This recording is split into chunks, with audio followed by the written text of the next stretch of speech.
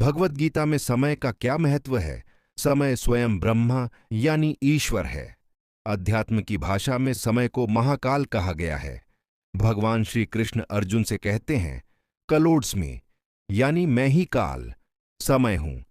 इसका अर्थ यह है कि इस संसार में जो कुछ भी घट रहा है वह ईश्वर की सत्ता के भीतर ही हो रहा है। समय का सम्मान करना वास्तव में ईश्वर का सम्मान करना है। जो व्यक्ति समय की कद्र करता है वह प्रकृति के साथ तालमेल बिठाकर चलता है। परिवर्तन ही समय का स्वभाव है। आध्यात्मिक रूप से समय हमें अनित्यता का पाठ पढ़ाता है। गीता कहती है कि यह संसार परिवर्तनशील है।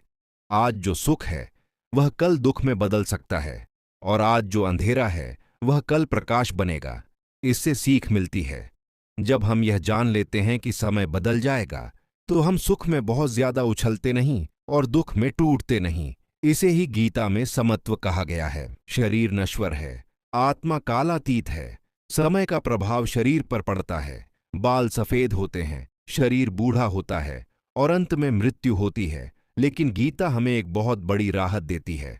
भगवान कहते हैं कि आत्मा पर समय का कोई असर नहीं होता। समय शरीर को मार सकता है लेकिन आपकी चेतन को नहीं।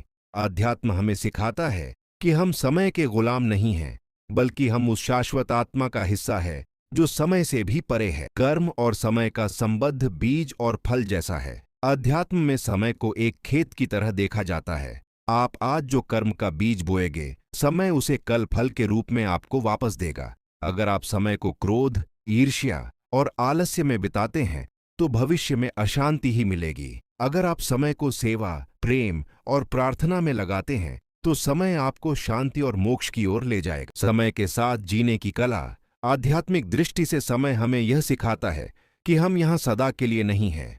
हम इस धरती पर एक सीमित समय के लिए आए हैं। इसलिए मोह का त्याग करें। किसी भी स्थिति को पढ़कर न बैठे, क्योंकि समय उसे छीन लेगा। प्रेम का विस्तार करें। समय कम है, इसलिए जितना हो सके भलाई करें।